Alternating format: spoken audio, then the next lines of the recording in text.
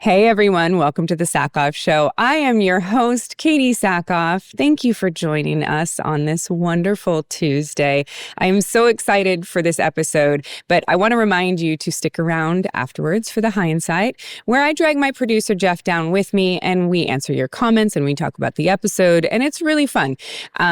You can also send questions and comments to the sackhoffshow@gmail.com, where we get into those questions in the Hindsight. Today's guest, I am super excited to welcome to the show. I've been wanting to have her on for a while. But before we get there, I want to actually talk about the things that I've got coming up, actually, because we know that most of you don't stay to the Hindsight. So here's what's coming up, guys. October 19th and 20th, I am in Cincinnati at a Comic-Con there. October 25th, I am at the Battlestar Galactica Chicago convention with the entire cast. Super excited. I'm only there Friday because on Friday night, I am flying to a convention in Texas on the 26th and 27th. The following weekend, on the 1st, 2nd, and 3rd, I am in Rhode Island for a convention. And then after that next weekend, the 8th, 9th, 10th, I'm in Nashville. And then 2 weeks later, I'm in Germany. You guys, I have got a ton of conventions coming up. I will actually put all of that on my Instagram, so go ahead and check that out as well. Okay, so now for today's guest. You guys, I have wanted her on since I started the podcast because I have seen her on the convention circuit. We've never actually worked together, and I enjoy her so much. My guest today is none other than Bitsie Tulloch. You will know Bitsie from Superman and Lois, from Grimm, so many other movies that we talk about, actually, but she's wonderful. I have never worked with Bitsie, like I said. I have just met her multiple times at conventions, and David, her husband, and they are just wonderful, kind human beings, and I enjoy spending time with them. But I really wanted to get to know her a little bit better. I'm such a fan of her work. I remember seeing her in Grimm and just being blown away by her performance. So she's really wonderful, and this was a great conversation, and I cannot wait for you to hear it. So I'm going to get out of your way, and I will see you during the Hindsight. But without further ado, here is my friend, Bitsie Tulloch.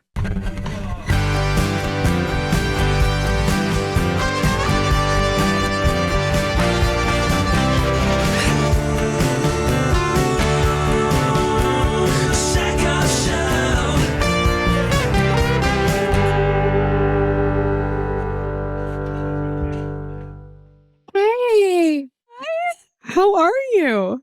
I didn't realize you were in Portland. Yes. Where are you right now?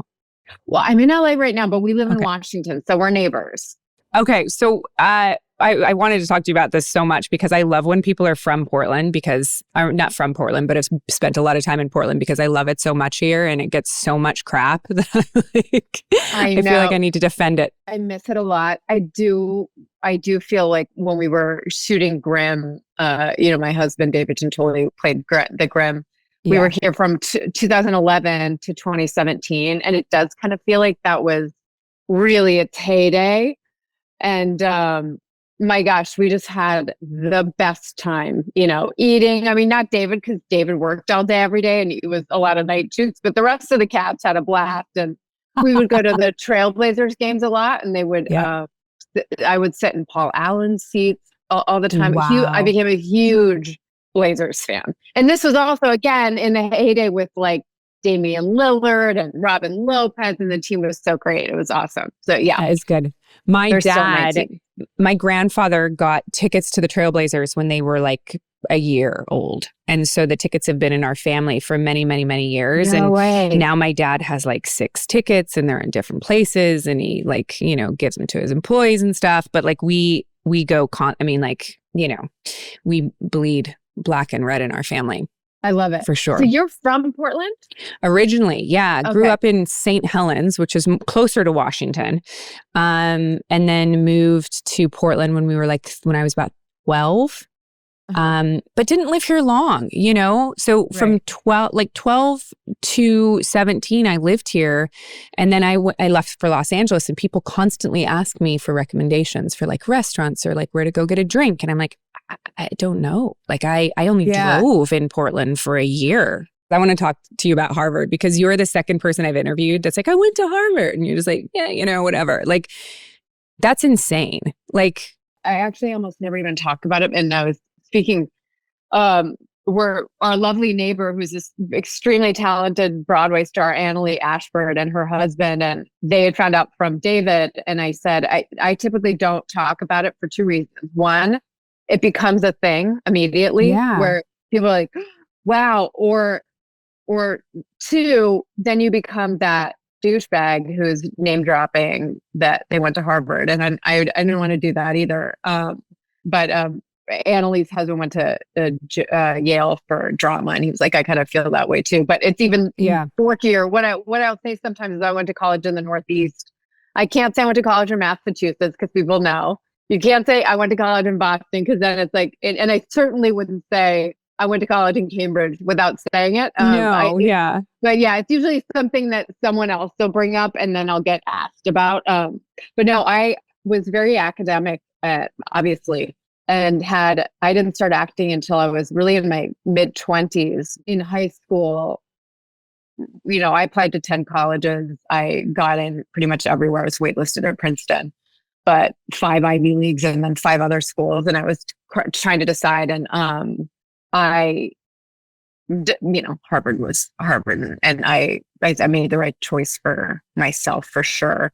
And I had, the 4 best years of my life. I double majored in English and American literature and language and visual environmental studies, which is really just a pretentious name for the fine arts. And I had to do 2 theses, and it was, Harvard. I was thinking about going to Brown because Brown has no core curriculum, and Harvard has an extensive core curriculum. But because I had 2 majors, between the core curriculum requirements and fulfilling everything I needed to fulfill for my 2 majors, I never had an elective. That said, any elective I had chosen would have been within my 2 majors anyway.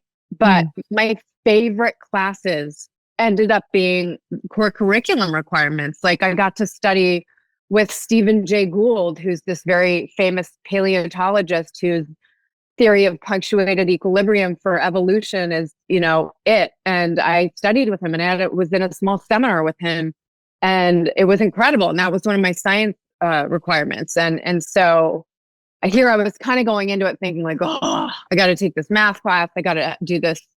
I think one of my history requirements was this amazing class where we studied music in this glorious hall. And then our final was this first performance. And so nobody had heard it before of some kind of classical or modern piece. And we would have to, that was what our final was based on. And that was another core requirement too. So it ended up being awesome for me, and I loved it. Did academics always come, I don't want to say easily to you, but naturally to you?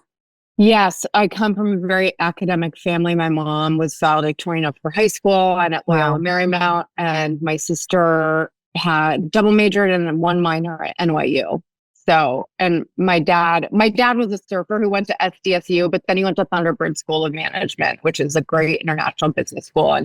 And so everybody's in the family's pretty academic. My sister, actually, I'm very proud of her. She was an investment banker for a long time. Her senior year at NYU, she was working full time and finishing studies at night. But she, about 2 years ago, just decided to do a complete 180. She was originally pre-med Air Force ROTC at NYU. Wow.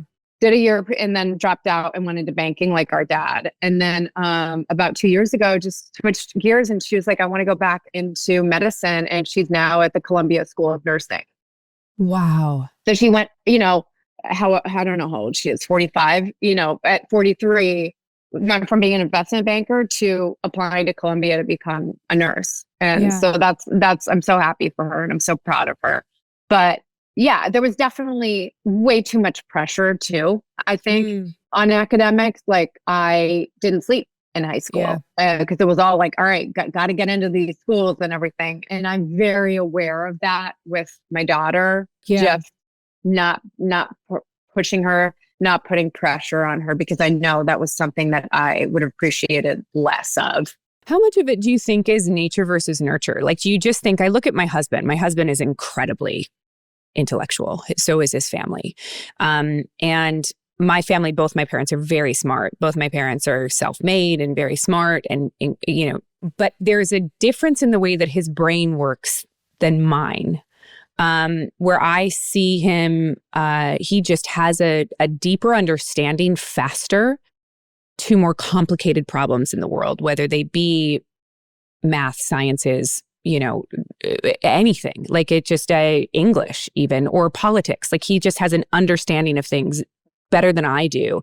Do you feel like it is nature? Do you think that it was nurture and that your parents, like just being around their brains, like sort of opened you up more? I definitely think it's both. Of course, there's some genetic component, but also I had parents that were pushing me to do well academically and pushing me hard, especially my mom. And so there wasn't really an option to not focus on school. Yeah. And honestly, I've read so much about early childhood education in, you know, Finland, and they don't even really believe in educating the kids until they're about 8 or reading or anything. Yeah. And so with Vivian, she, as far as nature, she's reading, and she's reading really, you know, level 1, level 2 books, and she's not even in kindergarten yet. And so that I think was partially nature, but also partially nurturing, in the sense that, you know, when David and I were both filming in Vancouver the last 6 years, because he was on A Million Little Things, our schedules are bananas. And so we had a nanny every day, and our amazing nanny would read to her a lot. And we would read to her, you know, when we were home, but she got read to so often, and there's no way that does the fact. So that's, you know, nurturing, because she's being read to. And I absolutely feel like that's as much a part of why our daughter started reading so young, is that she's, you know, she was always being read to. And her vocabulary is really extensive. And that's also partially a choice. I'm not hard on her about academics at all, but I do correct her grammar. Yeah. Because she's learning. And she's also a very inquisitive child. So if I use a word that's a big word that she doesn't know the meaning of, ever since she was learning to talk, or really probably around, that's probably not true, but around 3, she'd start saying, what does that word mean?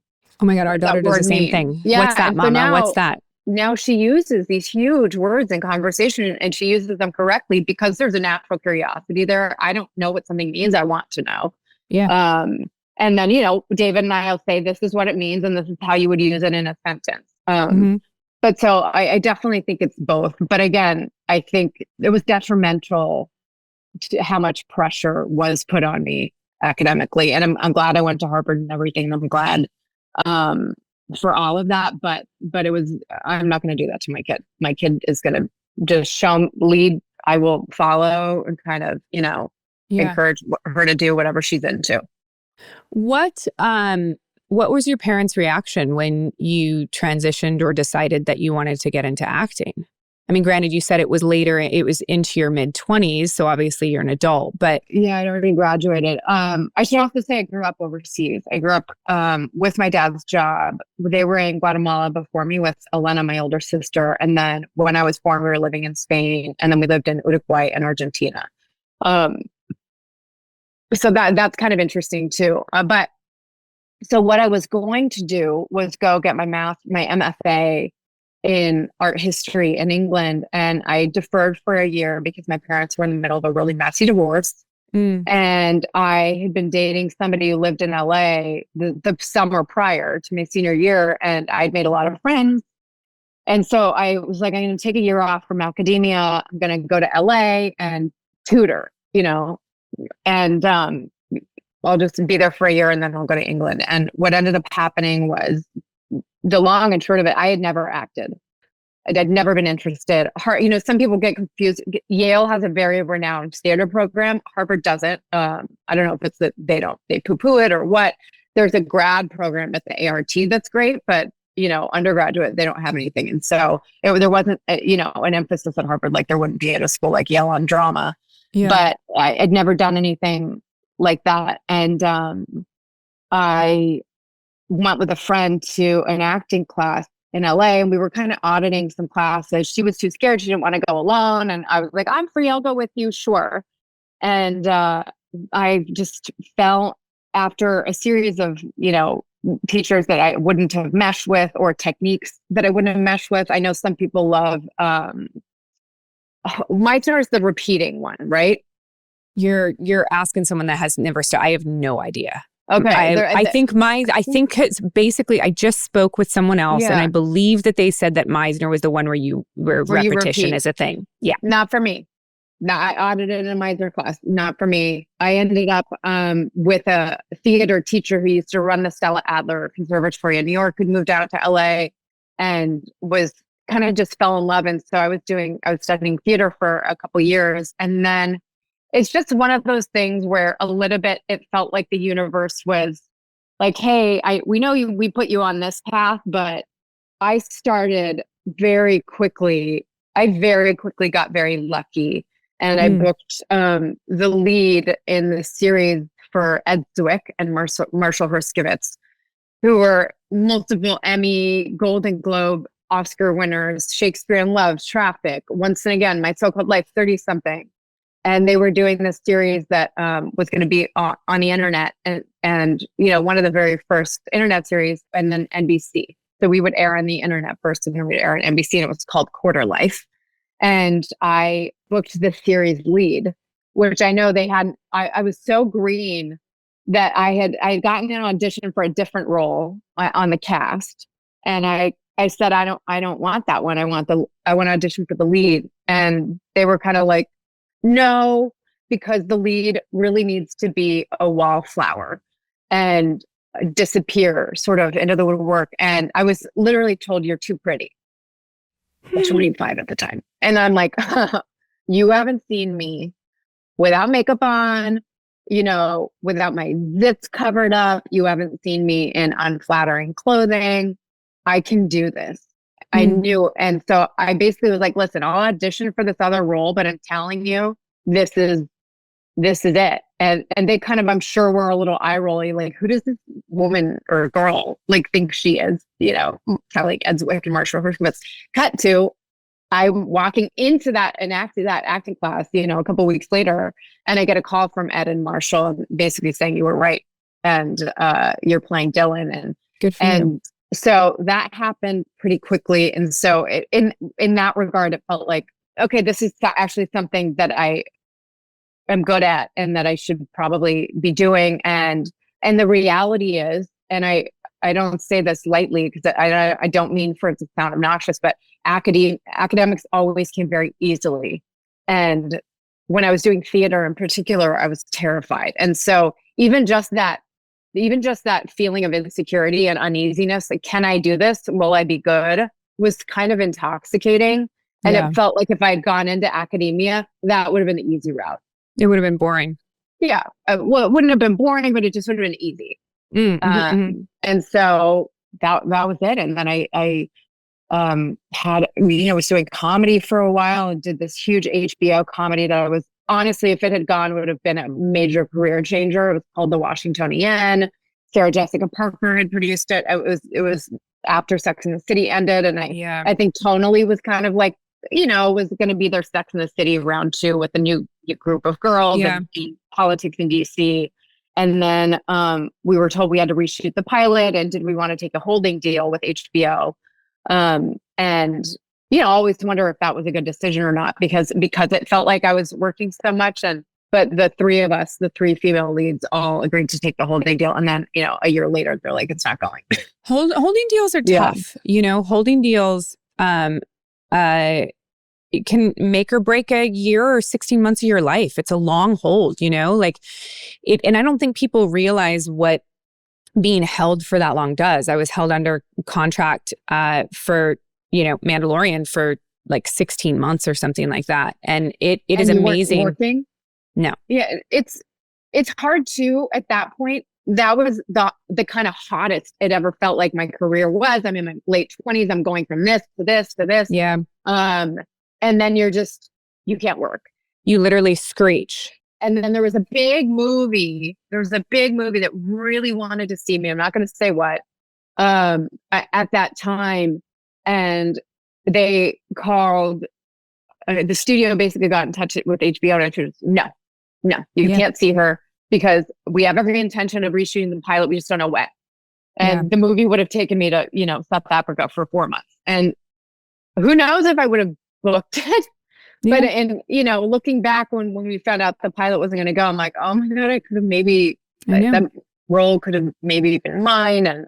And I just sat on my ass for 14 months doing nothing. But you just don't know. We talk about so much on this show about the sliding doors of life and sort of like where you find yourself, because had that happened, you may not have ended up on Grimm, you may not have met David, you may not have had your daughter. Like, right. It's sort of one of those weird things where you never know like where you're going to end up. It's true. And everything sort of happens for a reason. I feel like in this industry, couple things, like number one, I feel like that people who have success quickly in the industry, I feel like it was in your bones. I feel like you were meant to do this, like if you start working and luck seems to be like have bit you in the ass for the industry, those are the people who are like, oh yeah, they were sort of born to do this when you work really quickly. I think that is true. Not to say that someone who it takes much longer to cultivate that career isn't meant to do it.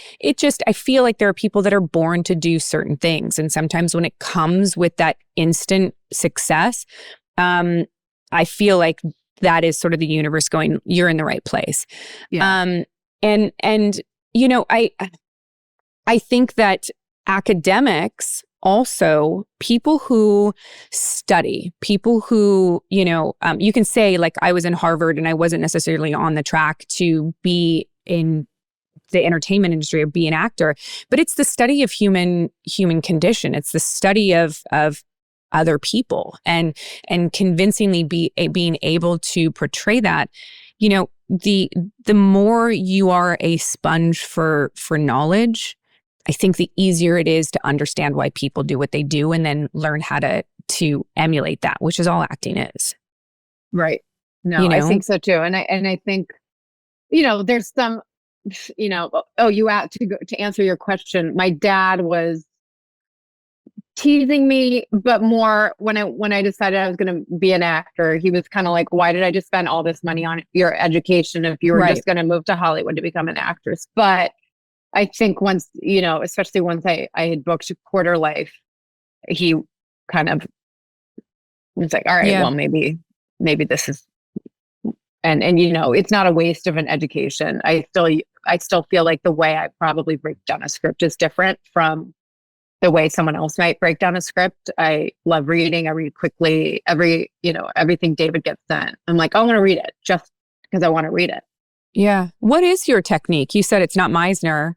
Oh, if anything, it's Adler, which is, a lot of imagination and you're creating a history. So, it's not like you're really using it's more work intensive, but I wouldn't say, with Lois on Superman and Lois, she was just in my bones.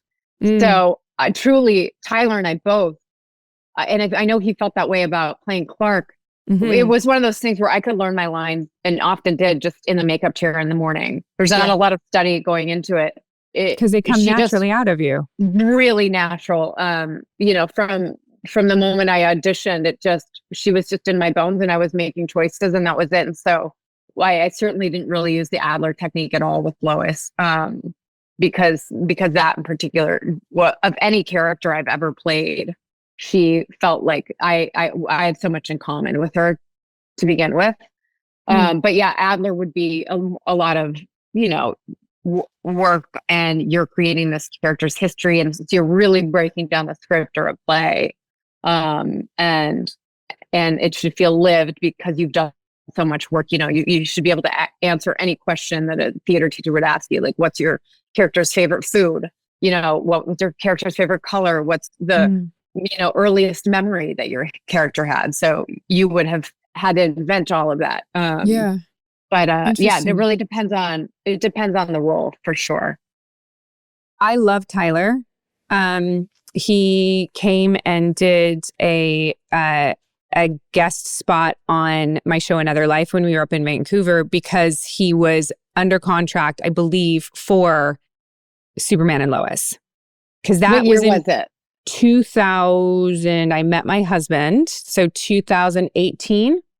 Okay, so he would have been doing, that was my first year as Lois. So we would have been there doing the crossovers Yes. for Elseworlds. And I was 6 months pregnant with Viv. Oh, God. Yeah. And yeah, that's why Tyler would have been in Vancouver. So he Yeah. wasn't, so there wasn't a Superman and Lois at that point yet. But there was talk of one. Like, I feel like Yeah, he you know what's sort of funny? kind of knew. Well, I told him that, but what's funny is that according to Tyler, when he first met with Greg Berlanti, there was some indication or implication that they would use him for some in the recurring for a couple seasons, and then they might kill him off. Or they would do like the death of Superman, which now Superman and Lois is doing. And I can talk about that publicly because we just announced it at Comic-Con. But then when I was cast, I was called, and I've never said who out of respect, but somebody called me and said, if the fans really like the two of you together, I could see them doing a show with just the two of you. And so I said that to Tyler, and he's like, wait, what? I was told that it's just, and then he was like, I was saying there, and I said, I don't know, this is just what I was told, and who knows? And then, can't remember when it was, I would say a couple months after Elseworlds aired, that we started getting phone calls about them doing a separate show. Yeah. What was your sort of process for Lois? Because this is a character that is widely popular. It's been portrayed many different times by many different women. Mm-hmm. What was your process for her? Honestly, it was to avoid any other iteration. The only thing still to this day that I've seen is the original Donner film with Margot Kidder. And I had seen that, years prior. I remember finding Margot Kidder just incredibly charming. But I think you have a lot of similarities to her. Well, actually, it's weird because when I got the audition, at that point I was probably 4.5 months pregnant with Viv. And when I got the audition, I remember saying, I was with my dad and we were visiting my family in San Diego. And I said, that's so weird because my whole life, people have always said I look like Margot Kidder. Yeah. I was like, oh, that's so weird. I'm getting this audition for Lois Lane. And, everybody always tells me I kind of look like Margot Kidder. And then the audition was a cut scene from, I want to say, Superman 2. And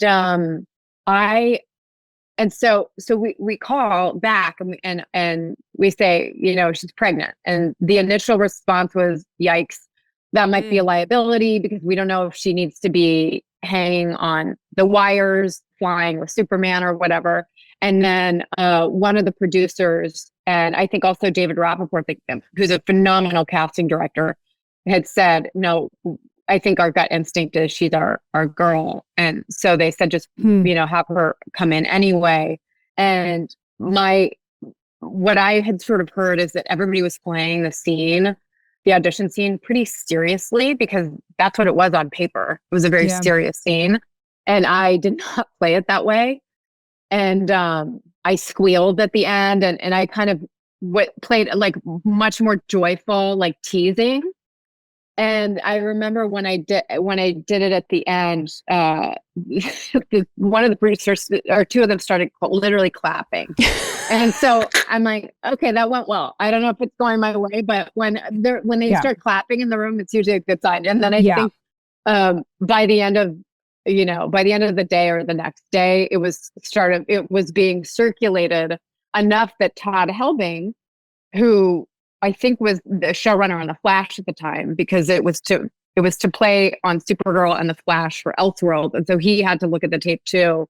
And so I didn't realize this. I just found this out about a month ago that Todd had to look at, he'd actually seen my audition tape for Lois, even though it wasn't his decision. It was mainly the Supergirl producers, Robert Rovner and Jessica Queller. And they're both amazing. But Todd was saying, like, I mean, he was just saying it was getting passed around and people were like, oh my God, this is great, and whatever I had done really worked. And so then when I booked it, I just was thinking, okay, avoid watching anyone else, because whatever I was bringing to that audition room is obviously something they're into. And so I'm just going to keep doing it that way.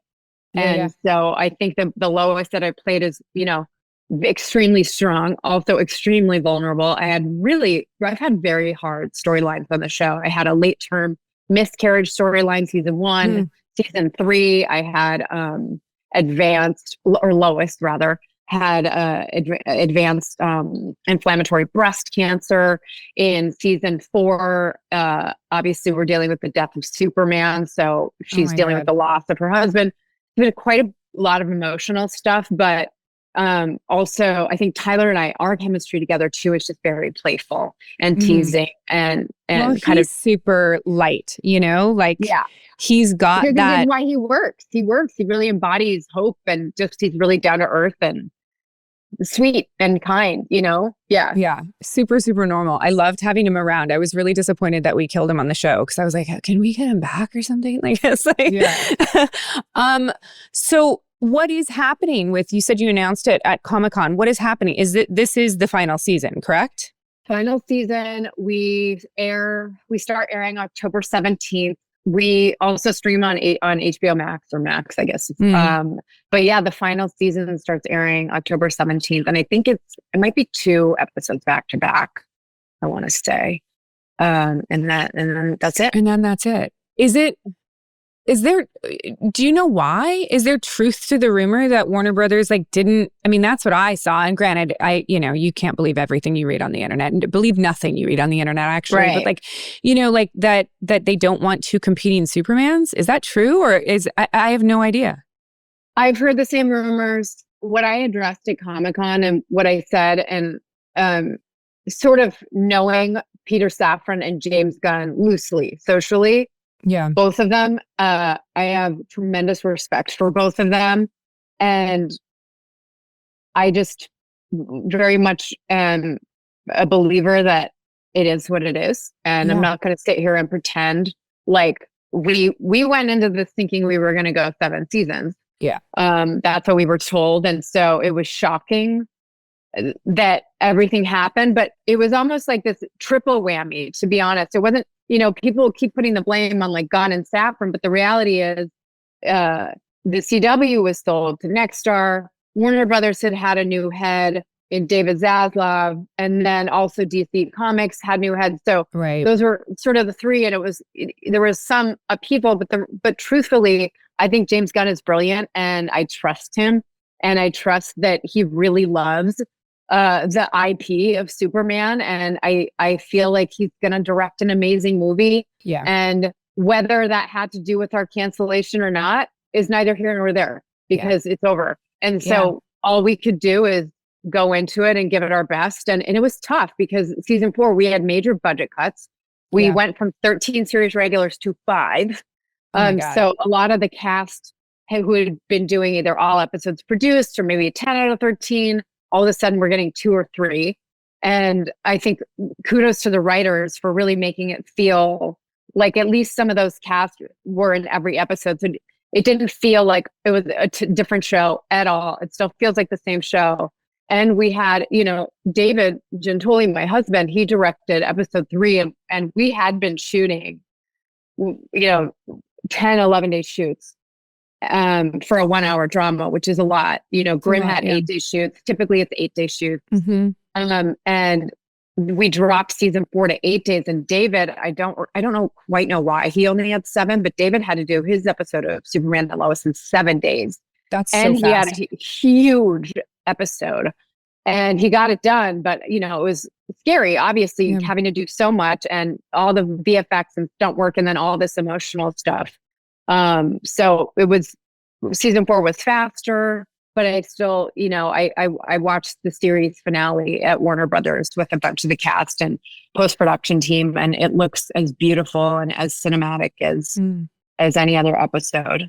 Yeah, I love that. But I gotta, it was hard for me seeing felt like there was a lot of vitriol aimed at James Gunn and Peter Safran. And at the end of the day, it's like, all right, if you're a Superman fan, be stoked about the movie and trust in his vision, because everything I think Gunn has directed has been great, and I think it's going to be great. And yes, I'm bummed, but I also didn't go into playing Lois Lane thinking, well, I'm going to be the last Lois Lane in history. Like you know that at some point you got to pass the baton to the next one, and that happened a little earlier than I expected. But I think Rachel Brosnangham's going to be great, and David Cornsweet's going to be a great Superman. And it was just, it's time to pass the baton.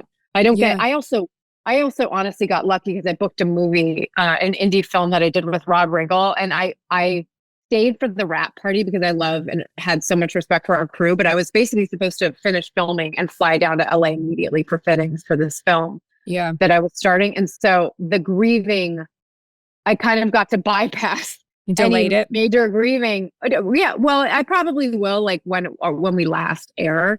But I had to just completely switch gears into this indie dramedy right away. And so that ended up being, I think, kind of a blessing, because I think otherwise I probably would have been a little bit woe is me and bummed out. And I really just was like, okay, that's over. Got to focus on this, get ready for this movie that I'm doing. I always leave really fast, and I always get a lot of criticism. Not a lot of criticism, but a lot of people are like, why are you leaving so fast? Like for Battlestar, I bailed out like super fast as soon as I wrapped at like 4 a.m. Set, or are you talking from about set? Me from too. Set when I wrap. I'm always as soon as it's done in my mind, I leave. And then the wrap party happens. I usually try and stay for a little bit of it, and then I leave. I don't sit when something's over, because I find that for myself, I don't like goodbyes. I don't like the end of things. I just sort of like go past it. And everyone's like, where were you when everyone was on set of Battlestar till like 8 a.m.? And I was like, I was in bed. And then I caught a flight out the next day. Like I was like, I don't want to mourn this thing. I just want to move on, What was it? I want to go back to David, actually, because I don't know anything about y'all's story. I've seen you guys together twice at a convention, but like, was it like an instantaneous? No. What was it? I mean, talk to me about that, because you guys were dating like by season 2, right? No, season 3 of Grimm we started dating. Okay. Here's the weird thing about David. He had tested to play my character's love interest on Quarter Life. Oh, wow. So when I didn't chemistry read with him, but I had been there for a couple chemistry reads at Bedford Falls in Santa Monica. And he ran into me at the bottom of the elevator. And I didn't remember this, but apparently, so he was like, oh, she's so cute. That's the girl who's playing the lead. And he thought I was pretty cute. And then he was bummed he didn't get the role. He was like, oh, that girl looks so cute. And, I was there again in like my grandfather's baggy sweatshirt and these kind of baggy jeans and Converse and everything. I love that he thought you were cute. Yeah, he thinks I'm cute. And he doesn't get the role, and he's bummed and moves on. And then a couple years later, it came down to him and one other actor for that HBO comedy that I did. No. Play my character's boyfriend. Oh my God, you guys were two destined. Actors, and then he didn't get it. He was like, what is it with this girl who, this is now the second time this has happened. And then a year and a half after that, I was producing and starring in an indie movie called Carolyn and Jackie. Yeah. And the director, I again have no idea about David Giuntoli because he didn't book those roles. So I never worked with him. So I had no idea that he had tested a couple times with the character's love interest. So anyway, I'm producing this film that I'm starring in, and I remember they brought me David's headshot, and they were like, "We think this is the guy who's going to play your character's boyfriend in this movie." And I was like, "I think he's too good looking. He's too handsome. He's very like empirically handsome." And I remember thinking, like, "Is he too handsome? I feel like the character would probably date someone a little bit more." And the director basically had veto power and cast him to play my boyfriend. Yeah. So before Grimm, the summer before Grimm, so this would have been the summer of 2010, we shot this film together, and he played my boyfriend. And that was and he never told me about how he had texted a couple of times, not till years later. And And so I think he had a crush on me during filming, but I had a boyfriend at the time. Mm. And then it was my birthday party in January, and I invited a girl to my birthday party so that would have been January 2011, who he then started dating for a couple years. A month later, I see in Deadline, or maybe even later that month or around the time of my birthday, David Giuntoli books lead on NBC pilot Grin. And I texted him, congrats, that's so great. And he said, text me back. And he goes, you would be perfect for the character of my girlfriend on Grimm. And I said, that's nice, but I'm actually testing for this Fox pilot. So, for your viewers, when you're testing for a show, you're down to, at most maybe 5 other women, but it's kind of everybody's favorites. And then you go to network and there might be a studio and there's maybe 6 and then 3 left for network, and they'll pick, if they'll pick their favorite. Yeah. So I was supposed to test for a Fox pilot the following week. This was a Tuesday. And so I said, oh, that's so nice, David, but I'm up for this other thing. And then right then my agency at the time, which was William Morris Endeavor, I guess, that was before they combined. Yeah. No, I think it was WME. They call and they go, hey, we have a really last minute thing for you for a pilot called Grimm. And I go, that's so weird. I was just texting David, who booked the lead, and they're like, it's a last minute. They want to see you tomorrow. All the producers are going to be there. It's moving fast. So see if you want to, let go of this box thing to test for this. Basically they said, you're auditioning for producers tomorrow, Wednesday. And if they like you, you're going to studio on Thursday and network test Friday. Right.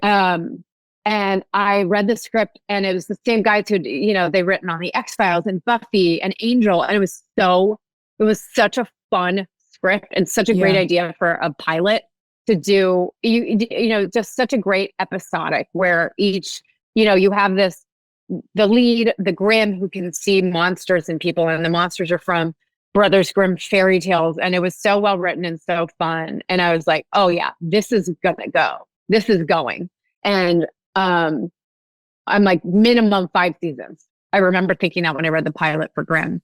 So I go in the next day and I did the scenes, and there's, 8 people in the room, including Sean Hayes, who I adored from Will and Grace. And he was one of the EPs, and they're all like, thank you. And I'm like, oh man, I thought I crushed it.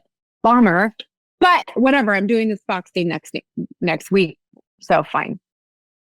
Then, when there's no response whatsoever, you're like, all right, clearly not what they're looking for. Moving on.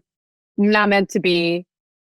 Sean Hayes called my agent and said, I think they were all like, oh my God, she's the one, like, not breathing almost. So Sean Hayes, I thought I just was like, well, I either sucked and I think I'm good and I'm absolutely terrible, or what. But Sean Hayes called my agent and said, she is testing tomorrow. Tell her not to change a single thing. Oh my God, that's so hard. Yeah. So they're like, whatever she did in the room, she has to do. That's what we're looking for. That's what we've been looking for. So just tell her not do the exact same thing. And it was also a chemistry read with David the next day. So at this point, I already know David. I'm like, I've already done a movie with him. So, it's like fist bump when I see him at the chemistry read. Do I think that he probably secretly wanted me to book the role because he had a baby crush? Probably. Yeah, probably. But he's dating someone else at that point, my friend. Oh no. And, yeah. So, but cut to, I booked it, and then we worked together, and we were shooting. We were so fortunate to still be in the dinosaur phase of shooting 22 episodes a season, and so we're together 10 months of the year. But how we started dating at some point, season 3, we both had been in serious relationships the whole time. And then at some point, I was dating someone. He breaks up with my friend, and he's back on the market. And so I'm calling my friends in LA. I'm like, you guys, he is handsome. He's successful. He's smart. He's so kind. He's so sweet. He's from the Midwest. He's got great values. He's so close to his 3 sisters. I'm going on and on about why they should date David. And then one of them is like, do you like him? And I'm like, oh, he's my co-star. Like, no, it's not like that. And then I kind of like got off the phone. I'm like, do I like him? Do I like Yeah, like David? as soon as the seed Do I was like dropped, you were like, oh. And here I've known him at this point for, 4 years, and it had never occurred to me really. And so what happened was I was more seeing someone. I was in a serious relationship, but the flirtation was so benign at first because I said, I'm like, we need to get you a new wardrobe.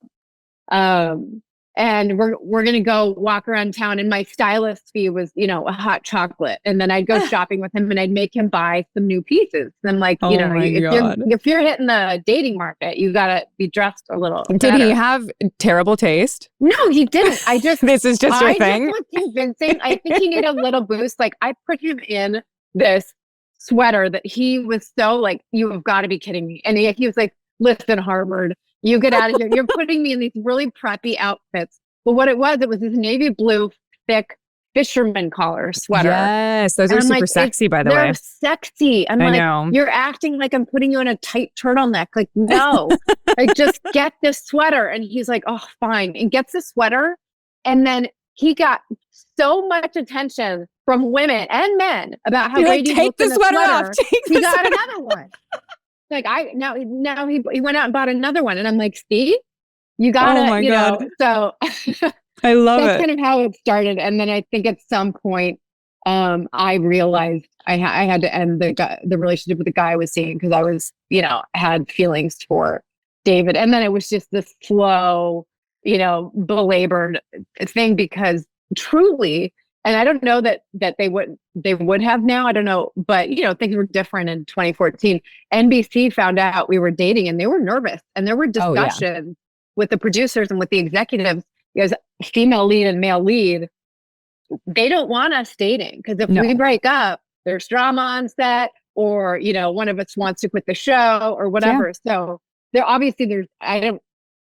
there was especially David was kind of like hesitant about let's make sure we actually really want to do this before we kind of go public with it. Yeah. And I agreed, but unbeknownst to me, I found out later that kind of everyone knew anyway. And there's been all these kind of discussions about it behind our back.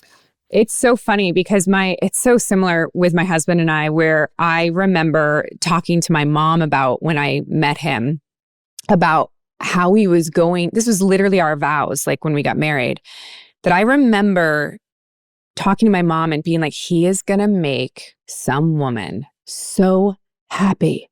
He is smart and he's funny and he's well read and he's good looking and he's talented and he's caring. And he's like, this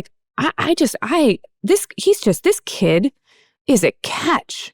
And she started laughing and she was like, why are you not dating him? And I was like, oh, he's 10 years younger than me, Mom. He's 10 years younger than me. He's 28 years old. Like, no. And she was like, okay, well, missed opportunity, whatever. My mom opinion. Yeah. And then as soon as she said that, I couldn't look at him without seeing all of the things about him. And I was like, oh no. But we met on a Netflix show and I, like, as soon as it was over, nothing happened during that season. But as soon as it was over, we had to have a conversation with like the executive and the producers and like all these people and be like, just want to let you guys know that this has happened. And, I am dating him and blah, blah, blah. And we need to let you guys know because I was an executive producer on it. And he was an assistant. And like, it was like this thing, like it was like the height of the Me Too movement. And it was this, this sort of this power difference potentially. And so I was like consciously aware of the fact that I was like, this is potentially really inappropriate. And I told these people and every single person was like, oh no, we know. Like we all know. Yeah. Like have you seen you two together? Of course you guys like each other. Like go date him. And they're like, obviously he's not coming back for season 2. And they're like, got it. Bree was always laughing because it was like all of a sudden we were running lines in one of our trailers, when we hadn't done that, the 60 episodes were 70 episodes prior, and now we're running lines with each other in one of our trailers. Like, come on. I love it. I love it. So do you guys, you just split your time between Los Angeles and Washington now, because Vancouver is done. You're done up there, right? Yeah, Vancouver's done. We got so lucky. I mean, it's really unbelievable that he was filming A Million Little Things in Vancouver for 5 years, and I was shooting in Vancouver as well on a completely different series. Because that really doesn't happen to work actors getting series in the same city. But no, we are just kind of figuring out what's next. I did this movie in LA, and it would be nice to work in LA just because I've been on location really since Grimm started in 2011. Yeah. And but we love Washington so much. It's so beautiful. So we're just kind of trying to figure out what happens next. David got an offer for something, but it came in so fast, and I was filming still the movie that I did after Superman and Lois ended, and it was like this phone call. I'm like in here in makeup, and he's like, "Hey, we need to close the deal or not, or sign the deal or not," and it would have meant relocating again. Really, I mean, immediately another relocation, and I just was like, it doesn't feel like this is the right move, and let's just take a beat, because it also just was happening too much, and I'm like, I don't have time to make this decision. And also the fact that they were saying like, make this giant life decision and make it now was lame. But yeah, so we'll see. And he really wants to direct. He's great at it. He's I'm really excited for people to see his episode of Superman and Lois. He did a great job when he was directing on Little Things in Grimm. And so, yeah, it's kind of, I don't know what's next. Maybe I'll work with you. You never know. Unemployed. Yep. Unemployed. Like very unemployed. For the first time since 1998. I mean, unemployed. That's amazing. Yeah. It's terrifying. It's terrifying. It's amazing in that, like, I feel like I have like these choices to make, but it's also scary because as a woman aging in this industry, and now that I have 2 kids, it's different. It's different. Like it's scary, but also I think one thing that David and I always pinch ourselves, and you should too, is, I mean, it is so difficult to be a working actor and to be able to make a living as an artist, and to have, we always just recognize the privilege that we have, and that we've been able to make a career out of this, and also the privilege that we were able to turn down an opportunity because financially we didn't have to take that, and we didn't have to uproot the family quickly.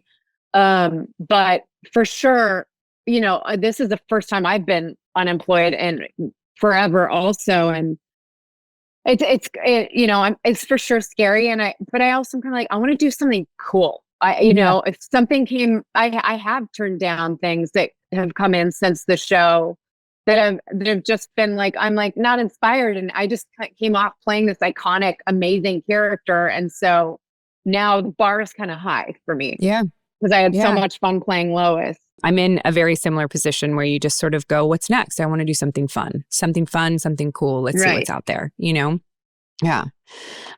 This has been amazing. I really appreciate it, because we've never really gotten to talk that much. No, we just see each other at cons, and I love seeing your smiley, beautiful face every time. I feel the same way. I know. I love seeing people that are always like, sort of like upbeat and excited to be wherever they're at. And like, I see that in you. Like, you always have a smile on your face. You're always laughing. You always seem like really excited to be where you're at. And I love that. Yeah. And I also, I have only really run into you at cons. I like doing them because I feel like, we just did San Diego Comic-Con, and we did Hall H and everything. But that was my 8th Comic-Con at San Diego Comic-Con. Wow. Because we went every year for Grimm, and I did 1 year solo for Superman and Lois. But it's so different now, where I literally have security guards outside my hotel room door, which I'm sure is unnecessary.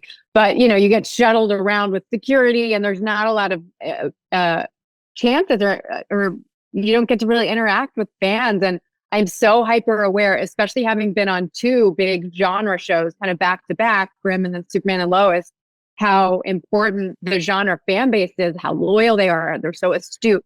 And I'm so grateful. And so some people are kind of like, begrudgingly, they'll do these cons. And I actually really like them because I like meeting fans and having, especially since the Lois cancer storyline in particular, and also to an extent that late term miscarriage storyline, I have fans come up to me. And, everybody was nervous about the cancer storyline before we went into season 3. Like, hey, this is a superhero show. We're really doing this. We're really going there. Yes, we are. Okay. And whether it would work. And it's been very moving, not only moving, but had the real world repercussions that were wonderful. Like the CDC told us that there was a huge uptick in breast cancer Google searches and visits to the cancer.org. And, it actually had an actual, effect that we could trace just in awareness. A huge spike in inflammatory breast cancer searches, which is a kind of cancer that they've given Lois, which is arguably the most aggressive kind of cancer because it's undetectable before by the time it's detectable, it has already metastasized. Wow. So they didn't just, I learned so much and I spoke to so many breast cancer survivors, but there's certain kinds of breast cancer like ductal breast cancer that are more treatable, and they did not give Lois a very treatable breast cancer. But just meeting fans at the cons who have lost, the reality is, and I said this at Comic-Con, like everybody, my grandfather died of cancer. So whether you've been through it, someone in your sort of family or immediate family or a friend of a friend, but I nobody's immune to its awful effects. It's just so rampant. It's great to, I'm so happy I was able to do this too. I always end with like one question from a deck of cards. Okay. So I just like pull a rando and then that's the last little thing. So I'm just going to pull a rando and see what it says. What are you good at that you don't enjoy doing? Ooh. Swimming. Yeah. Maybe. I'm a good swimmer. I don't like swimming. I prefer to sit in my jacuzzi with a glass of wine.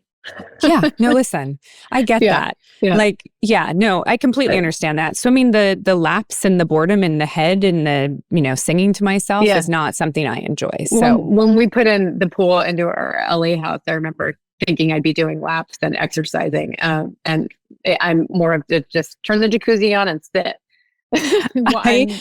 I'll kind of go close to my daughter. She's always like, Mommy, get in the pool. And I'm like, that's more daddy's thing. Mommy's just going to stay here and keep an eye on you. Yeah.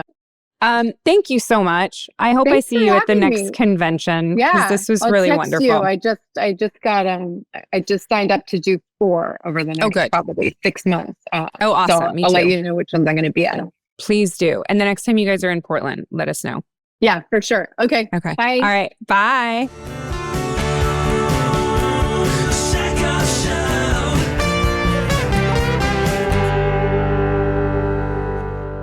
Hey everyone, welcome to the Hindsight. Thank you so much for enjoying us. Thank you so much for joining us. It's early, so I'm just gonna drink some more coffee. Amen. Amen to that. You guys, thank you for being here. I really appreciate it. Welcome to welcome. This is just we're going off the rails really quick. You got it. But hey, Jeff is my producer, you guys. Jeff, that I, continue to pull down with me and force to be here. Hi. You say pull down with me in this way. I do all the time. As if this section is ruining your life. No, it's not ruining my life. I feel like it might be ruining yours. I feel like it's currently making my morning a little rough, but oh no. But I am How far away from the studio do you live? Not far, but on a morning like this, it is like a 30-minute drive, even though it's technically like 15 minutes. It's 30 minutes in LA traffic. Are you a morning person? I am, yeah. Oh, okay. But what time do you normally wake up? Like 6 in the morning normally. But like naturally, or do you set an alarm? Naturally. I've never used an alarm. I always just naturally wake up. Are you a panic person? Like, do you set an alarm when you catch planes and stuff? Or do you like lay there and not sleep? No, I sleep. I've always had a really good alarm in my head. I just tell myself what time to wake up, and then I wake up at that time. Really? Yeah. That's amazing. It's like my one superpower. There's a segue too. So speaking of superpowers. Bitsie. Yeah, she's great. She's wonderful. Had you had Bitsie on a different podcast at some point, right? Yeah, so Inside Baseball, I used to produce the Grimm cast where she was with two of the other ladies from Grimm. They were rewatching Grimm. That podcast was great. It unfortunately died in the pandemic, but it was a great podcast, and Bitsie was always wonderful to work with. So it was great to briefly see her again and say hello. Did you watch Grimm before the podcast? No, I had never seen Grimm before, and sadly, I've never seen Superman and Lois either. Yeah, I've not seen Superman and Lois either. I worked with Tyler Hoechlin on Another Life. He literally gets killed in the pilot episode. I kick him into some electronic razor beam thing. I don't even know, you guys, it's sci-fi. I kicked him into like a power node or something and like killed him. And he was like my superior officer. It was really, it was not, or maybe I was his superior. I don't remember what the story was, but it did not go over well with the crew that I killed his character. You killed Superman. I killed Superman. Yeah. But he was talking about at that point, and Bitsie and I talked about this a little bit. He was, at that point, I feel like I knew that he was going to do it, or maybe it was Bitsie was right, that he had actually played the character on, was it The Flash? I believe it was on Flash or Arrow. Arrow, but it was in that universe, which you were in that same universe, right? I was. But you never crossed over with Bitsie or any of them? No, my character in The Flash, I don't feel like I made it very easy for them to have me on, because they had to pay me a lot, more, not like a ton, but more than they would normally, they were paying most guest stars. And they had to shoot me out consecutively, which meant that with another actor, they could have potentially spread their 10 scenes out in the entire 8-episode shooting schedule, which is like 1 or 2 scenes a day. They had to shoot me out consecutively as quickly as possible. So they would only have me for like a couple days, and I couldn't work past midnight. Is this a stipulation of yours or? No, this was actually, I put this into play after I did my first guest star on the show, because that shooting schedule and that cast and that show, the way that it was, shot very long hours. The episode, my first episode felt really disorganized. And it wasn't that it was disorganized. It was just that I just feel like night shoots inherently, things are hard with night shoots. Yes. And I think my first night I worked till like 6 a.m. And I was like, I'm not doing this again. And I enjoyed it, and I loved the character, and I loved the cast, but I said to them, I'm not going to do this again. It was 1 episode. And so I said, if you guys want me to come back, it's just, we're going to have to put some guardrails on me, because I'm too old for that shit. I'm too old to work till 7 in the morning. For some reason, they didn't bring you back for the crossover events. So they brought me back for 4 episodes, but I think that it was one of those things where you kind of shot myself in the foot, where, I made it really difficult for them to bring me back. So I think that's sleep. Probably partially why they didn't bring me back. So pivoting a bit here, so Grimm shot in Portland. And, it did. Bitsie and I auditioned for it. Oh, you did? Which one did you audition for? For Bitsie's part. Oh, you didn't talk about that with her. No, I didn't. It's always a weird thing when you talk about that. It would be like if we had on Jennifer Morrison and I was like, I auditioned for your part 7 times or 6 times or whatever the hell it was. It would just be weird. It's like a weird thing to sort of be like, so glad you got it. Yeah. Because usually you are, you know what I mean? Like, because my career has gone different directions. But at the time, you're always like, dang it, that would have been fun to get.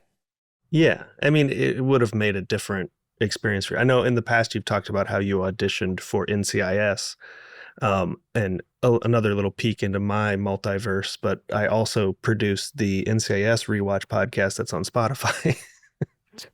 Jeff, you guys are like, you do everything. Like there's I'm trying to figure out whose podcasts you don't produce. Yeah. And if I don't produce your podcast, get a hold of me. Because you're not busy enough. Studio's not paying for itself. But you auditioned for the Abby character, and having spoken with many people that worked on NCIS, I feel like you dodged a bullet. Not because there was anything wrong with the particular cast or crew of that show. It's just those types of shows they take over your life because you're just shooting. It's the 22, 24 episode shows. They shoot up in Santa Clarita, which people who don't know is a little farther. It's like 2 hours north of LA, and you basically have to live up there, and you're just... Yeah. We shot 24 up in Santa Clarita every once in a while. And it was about an hour and 20-minute drive on a good day, I think. It's that sliding doors thing we've talked about with so many actors where, you get the part you're meant to have and your life would be exponentially different. And you can always look back in hindsight and see why you didn't get the role you got, whether it be an experience that you had in your life, like NCIS, I did Battlestar. So that makes complete sense. Another life, I loved it. But if we're going to talk about like the good thing that came out of that, I met my husband. You know what I mean? So regardless of how the project went or how long it lasted or what your experience was like on the project, I'm able to look at it and go, oh, that's why it happened in my life. That's why that project actually happened. And in this situation, Bitsie and David are that perfect example. Had somebody else booked that role, would they have fully met? And she talked about how she thinks that he was instrumental in getting her on the show, or at least putting in a good word because he really wanted to be around her. He had like a thing for her. Yeah. Yeah. It's a pretty adorable story. It's a super adorable story. And her story about how when he became single and she's calling all of her girlfriends trying to set him up with somebody, and then eventually it dawned on her. I mean, and the same thing happened to you with Robin, and according to the story, it's right there in front of you. The one thing I wanted to ask her though was that David was dating one of her friends. Yeah. And I didn't say anything because I was like, I don't know if that's it's when every once in a while something like that comes up where I'm like, should I pry? Because I want to pry. That's why we're here. But at the same time, I also don't want to, especially when I don't know someone, I don't want to, but I'm also sort of like friends with them. Yeah. It's not like I don't know them at all. So I could care less if I offend them or something, or not offend them, but, put them in an awkward situation. I'd love to know how that went. Anyway. Anywho, enough of that. But she's so interesting. The thing about Bitsie that doesn't surprise me, but always surprises me when I meet people is she is so smart. Yeah. I mean, Harvard. And the second person we've met that's been from Harvard. Yeah. And she just she has that energy about her where you can tell that she has everything. She knows what she's doing. She's got everything. She's got confidence for days. Yeah. And she's very impressive. I like her a lot. I liked her sort of way of why she became an actor. Yeah. Because it scared her. It was something that intimidated her, whereas academics didn't. It was something that her brain understood, and so she sort of leaned into acting. It's a really cool thing, actually. And I love the way that she sort of raises her kids, like how she acknowledges the fact that she was potentially pushed a little too hard with her schooling from her mother. Yeah. So she's sort of leaned the other direction with her son, but that she absolutely corrects grammar. I wish I would have had that. Grammar correction? Yeah. I guess I did. My dad's a big grammar guy, but it did not stick. Really? My parents, I don't remember my parents ever talking about grammar. Written grammar was really important to my mother because she was a teacher. Yeah. I think that one just passed me by. My brother's very good at it, but I think they gave up on me and then were just like, all right, my brother can do it. Is there anything in the English language, like when you're writing, that you make a mistake, but you do it all the time? I mean, I think I know that I have to like train myself on certain words, like there are certain words that I just cannot. Do you know the comedian Patrice O'Neill? Are you familiar with him? He's no longer alive, but I feel like, yes, I've heard this name, but not familiar enough. He had this bit that just spoke to me as somebody who is slightly dyslexic and everything. And he was like, the bit was, if someone had a gun to my mother's head and they said, I'm going to pull this trigger unless you can spell the word restaurant. And he said, I'd look at my mom and I'd go, Mom, I love you so much. I'm so sorry. I don't know. And he's like, restaurant. Yeah. I'm like, I get that. I don't know how to, that word. Yeah. There's a few words. I just, the helmet, we were going to talk about this in the later, but the helmet that I wrote, congratulations or whatever, surprise on it and signed it, the whole bo-katan helmet that we're planning on giving away, I spelled surprise wrong. It is one of my words. I spell surprise wrong all the time, you guys. Yeah. I have to remind myself to throw that R in there. But then with breakfast, I call it breakfast. Breakfast. I add an R. So it's obviously, I think this goes back to my speech impediment as a child and having a problem with R's, because I add them, I forget them, I don't know where they belong. What is if anybody watching, listening right now, put in the comments or email us, tell us what your word is. You can never get it right. Just to this day, I'm about to turn 41 in 2 months. I could not tell you right now how to properly spell restaurant. I could write it for you, but I can't spell it in my head. Yeah. It's, there are times in my life I have this thing where I am incredibly insecure about intelligence and my schooling. I graduated high school. That was pretty much the extent of it. I did some classes at Santa Monica Community College because that was the agreement. My parents would continue to support me as I pursued acting as long as I was in college. And thank God I started working so fast that I could get rid of that, because college was not for me. But I married into a really, really smart family. I mean, stupidly smart, Bitsie smart. Robin is one of the smartest people I've met. They sort of, you know what I mean? They sort of look at our children and go, it's 50-50. We think Ginevra's the smart, she's not an athlete. Granger is built like a truck. Yeah. That's my kid. That's my kid.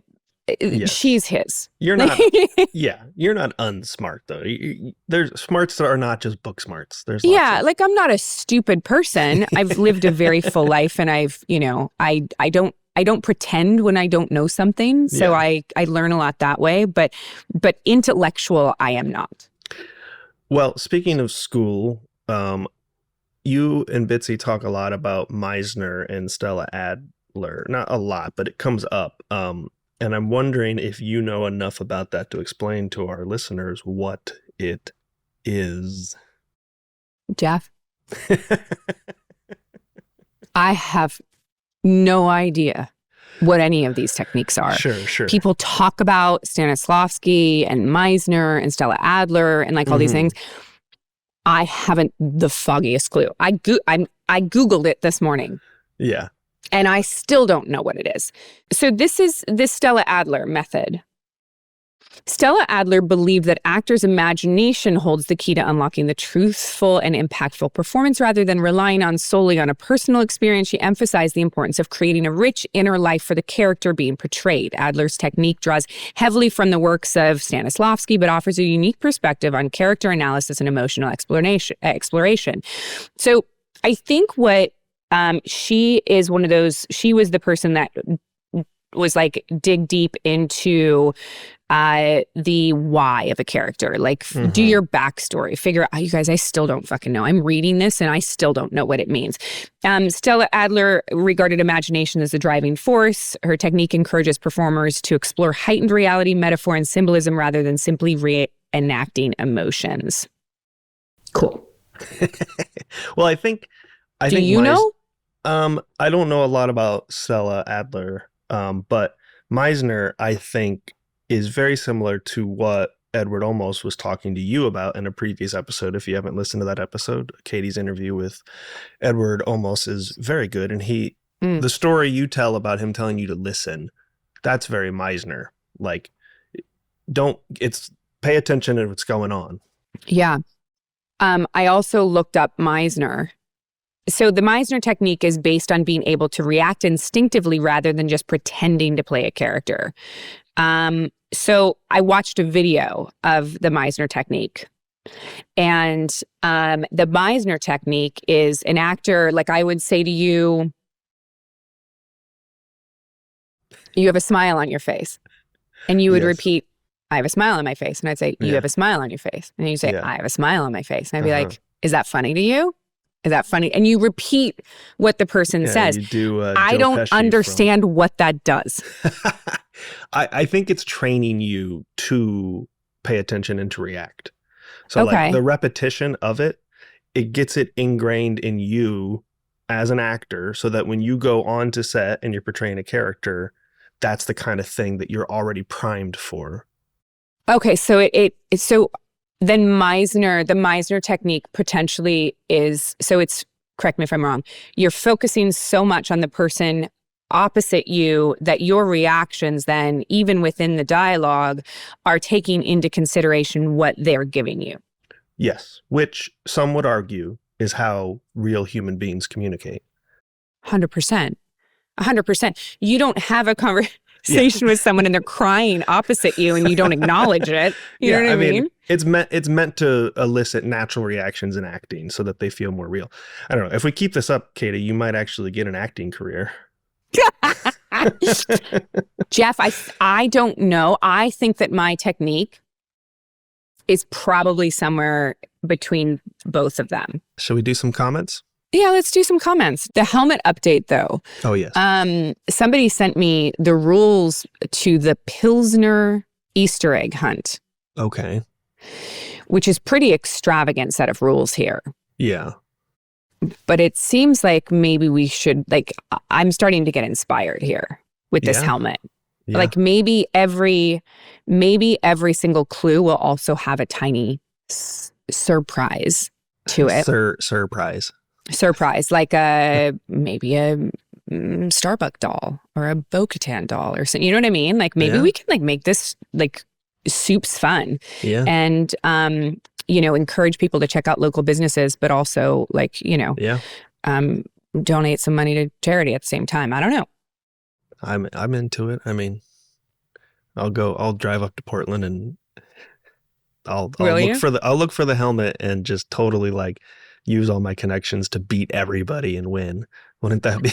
Where you just know it all. You get the helmet, you're like, standing at the end. Yeah, people are like, can't you just like, is there no other way for you to get a helmet? Like, oh my here, Jeff. Yeah. I think it would be funny. I wonder if we should actually record it though. Like if there's like a thing, like maybe we should record it for the YouTube channel or for a podcast. We can actually like interview people along the way. I don't know. Now it's getting really extravagant. Yeah, this is just going to end up, we got to make sure this doesn't just end up being something we talk about every week on the Hindsight and actually something that happens. So let's not make it too complicated. I think pick like 10 to 12 small businesses, write a clue for each one, or maybe have them write their own clue so it's a little easier. And then hide the helmet somewhere and then tell people on this date, you can go start looking. I'll figure it out. It might happen next year. You know what I mean? Like depending on how extravagant this thing is. You're going to make it really good. I'm going to make it super good. Maybe we'll do it at Easter. That's fun. Maybe I'll just give a helmet away right now and then also do a huge Easter egg hunt for something. Take 2 helmets and put them together so it's one egg. It's not a bad idea at the very end, filled with candy or something. Yeah, great. So here's our comments. So it's a beautiful day always. I like that. It's a beautiful day always. Jeff, I'm really distracted by the fact that my tongue is the color of my coffee. What? For people not watching, I've had a lot of coffee today. My tongue is brown. Just and I brushed my teeth twice already. Just don't use your tongue when you talk anymore. Oh. It's a beautiful day always. I feel like there was a "that's what she said" joke in there somewhere and I missed it. Yeah, it's implied. Implied. So somebody says, Katee, what did you mean when you said you have Star Wars behind you? Does that mean you're not playing Bo-Katan Kryze anymore? I hope to see you in Star Wars again sometime soon. I don't know what... this is the second time I've seen this. I don't know. You were talking about... This was from the John interview. John Huertas. You were talking about your career moving forward, and you said Star Wars behind you. And I think, correct me if I'm wrong, but I think you meant as part of your resume, not necessarily like it is in my past, forever in my past. Yeah, no, I literally just meant like, now that I've done that. Yeah. I think that it's no secret though that there's like a ton of time between seasons, and now with the movie, like no one really knows what's happening, and the actors were like the last ones to know anything also. So, it's I don't know. I really don't know. People always think that I'm like hiding when I say I don't know. Well, I don't know. You are hiding some stuff, but I mean some stuff, but no, I don't know. I'm excited that Sigourney Weaver was just announced for the movie though. That's super cool. Oh, really? I missed that. You missed that? Yeah, she was announced in the Mandalorian and Grogu movie. Very cool. That's super cool. Like, Sigourney Weaver's like a hero of mine. Yeah. That sucks. She's awesome. I think too, Star Wars, unlike any other property, there's a higher chance that you're going to be brought back on some project. Like I would, correct me if I'm wrong, I'm just speaking, but I feel like even with Starbuck, it's probably not super likely that they're going to suddenly do like a new season of Battlestar where Starbuck, or do a Starbucks spinoff show or whatever, where with Star Wars, that is all on the table. You never know. I mean, you never know, especially sort of like in this, this age of Star Wars where there's tons of content. Mm-hmm. And so I don't know. I have no idea when she's going to be around again, if she's going to be around again. I guess we'll all just have to wait and see. Yeah. Yes. Yeah. And I will only believe you about 80% that you don't know what's going on. Jared Doan 2392 says, Katee, you should watch Battlestar Galactica, but do it like a book club. Watch 5 to 10 episodes per week, then have a weekly little video discussing those episodes. That way the community follows along with you. I think it would be really popular. And then a reply to the above by Starfury 1984 said she should watch with Trisha and then make a little podcast for every episode. You guys, Trisha already did this. Yeah. Like there was already a watch with Mark Bernardine, a watch, Battlestar Galactica watch with Trisha. Also, I don't have enough time in my life to watch that much Battlestar Galactica. I have not watched a TV show. I am trying desperately to get through Fallout.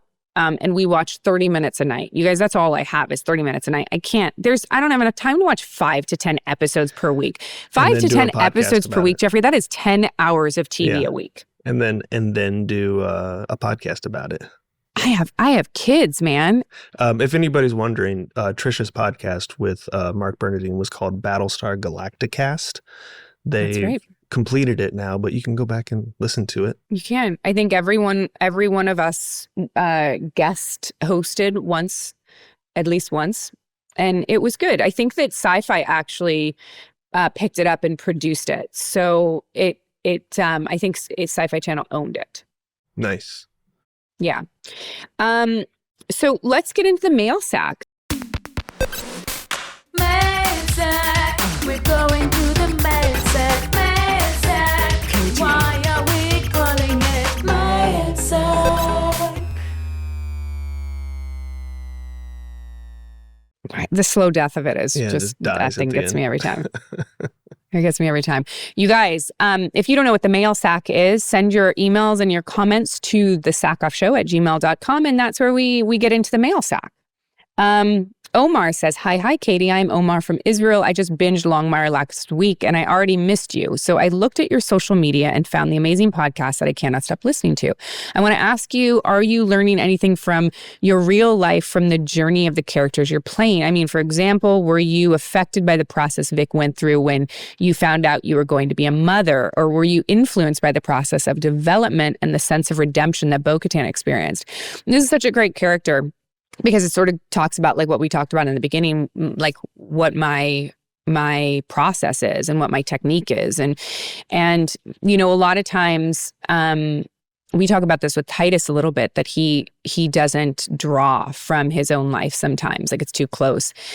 I am sort of on the fence about that. There are certain things that I lean on in my own life to convincingly play characters. So this scene that they're talking about with Vic when she loses her baby, I used my own experience through life, knowing that I couldn't carry my own children. I used that. And it peppered it. It wasn't like what I was thinking about, but I used that loss and that sort of thing that I was going through in my mind to get me into a place where I was emotionally available to feel what Vic was feeling. What about the other way around, though? Like after playing Vic? Right. What he's asking about. So there are certain things, we've talked a little bit about how Starbuck made me more vocal and like honest in my life. And so I learned from her a little bit. And there's always some characters, like I learned to roll a joint for a character. I can roll a really good joint and I don't smoke weed. So it's like, that's a lost art for myself, or wasted art. So was I influenced by the process of development and the sense of redemption that bo-katan experienced? I was a little bit, I think in this situation, because this was very sort of on brand, on topic for what we were going through in the world with at the time with COVID and cancel culture and all of these things. And like, are we bigger than one mistake? You know what I mean? Like that was a question I've asked myself a lot lately, and a lot, especially during that time. Like, is the sum of our parts bigger than one big mistake in life? And I think this is a prime example of what bo-katan is experienced. Is she being judged by the experience in this situation that, when we first meet her in her life? She kept growing and evolving as a human being. Some people want to, make her this person that is judged by the mistakes that she's made in her life.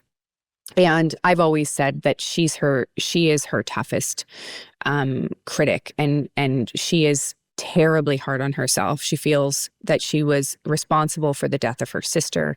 She put that entirely into motion, and she will spend the rest of her life seeking redemption. And so I do think that, that forgiveness is a beautiful art that in certain aspects of our society we've lost sight of, and we haven't figured out how to do. I think that if we don't allow ourselves to forgive people, then we're not encouraging them to grow as human beings. We're just sort of forcing them to stay in their set of beliefs. So I definitely, I think that whole thing was very cyclical, what Bo was going through. And of course, in your real life, you are constantly seeking the dark saber. Constantly seeking the dark saber and trying to kill my sister. Just accosting strangers. Where is it? With the gauntlet attached. Yeah. I wear the gauntlet too, and the helmet. It's really weird. It's really weird. I'm surprised you guys haven't heard about it. Randy says, "Good morning, Katee and all. I was a lifelong BSG 1979 fan." I'm sorry, Randy. Just kidding. When BSG rebooted, please forgive me, I was in the I ain't watching it with a female Starbuck. Ignorant, I know that in 2007, I'm in Fallujah, Iraq, and one of my buddies tells me Dana Delaney is on an episode. As a huge China Beach fan, I tuned in. I was hooked and started watching in the miniseries and binged my way through, then was glued to every episode through the completion of the series when I returned home. The show was a great way to have human connection through entertainment, dealing with very similar issues in an environment that is often devoid of humanity in the theater of war. Wow, this person is beautifully eloquent. And now to your statement on the after show that you hope people think of you when they think of Starbuck. I'm firmly in that camp. That was really beautifully written. Yeah, and I will say, I didn't put his full name in here, but Randy is a captain in the military. Yeah, I was going to say thank you for your service, Randy. First of all. Second of all, look, this is exactly what we were just talking about. If you had held true to your initial thoughts on Starbuck and not allowed yourself to be influenced in any way, he would have missed the series, which had I mean, I think a great impact on him, or at least entertained him. Like that's like at the end of the day, that's all we're trying to do is just flip and entertain you. You know what I mean? Yeah. Like not everything has to be a metaphor for the human like condition, but I think that this is a great example of that. And I appreciate that. I hear this all the time, though, from a lot of people. Especially people that are involved in the armed forces and military. Yeah. The show was really, really sort of regarded during the war. And a lot of people actually, I hear a lot that they traded or, lent the DVDs out in the barracks, that everyone was watching the DVDs and sort of passing them on when they were done with them. And that's how they got it, was they were like, oh, here's the next thing. Because I think that that's one of the things that people don't realize a lot in an active war, that there is actually a lot of downtime for soldiers, and something that can entertain them is really vital, I think. Yeah. And I think, we've talked about this a little bit before, but watching that show at that time period for the country, it was sort of allegorical for a lot of things that were going on in the country, post 9/11 and everything. And I think for those people that were actually in service, they were probably closer to the experience that you were portraying on the show than even us watching it as civilians. So, yeah, I wonder if, and Randy and other service men and women who were in Afghanistan, I would be curious to find out if you felt seen or represented during that time, because we've talked about this a lot, that shows that were sort of like heavily rooted in reality, and I use The West Wing as an example just because I think it's political. It was on the air for a long time. It was a great show that was highly regarded, shows. And I've never seen The West Wing, so I can't, they might have talked about things. I have no idea. But we were told over and over and over again that our show was allowed to be incredibly topical about certain topics because we were sci-fi and it wasn't real. And we were allowed to do whatever we wanted because it wasn't real. So, we could talk about the suicide bombing. We could talk about, it was like someone the other day was like, do you realize how much religion was in Battlestar? I was like, yeah. Yeah. Like all of it. There's so many different religions in Battlestar. It's all, and so I think that I would be curious to find out if that is why, or one of the reasons why the show was so regarded by our service folks who were deployed, because I wonder if they felt a kinship to the experiences that the people were going through on the show. Yeah, for sure. Let us know. Yeah.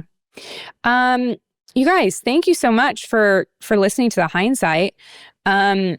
I think that this is probably one where we don't have to edit out everything that I say. Not everything. We don't edit out a ton of stuff, but there was that one thing you said that we really had to get rid of. You guys could hear the things Katee says to me. Oh, boy. Take the Lord's name in vain constantly. You'll understand why I don't always love being here. Oh, Jeff. Everyone's going to think that I really abuse you. No, I'm kidding. But thank you guys for listening. Super excited. Yeah. And go check out Katee at the various events she mentioned at the top of the show. Say hello. I will. And I'll keep you guys up to date on the helmet extravaganza that we're planning. And I think that's everything. I think we're done. I think that's the show. So thank y'all for coming. We'll see you next Tuesday, and that's what's up. Peace.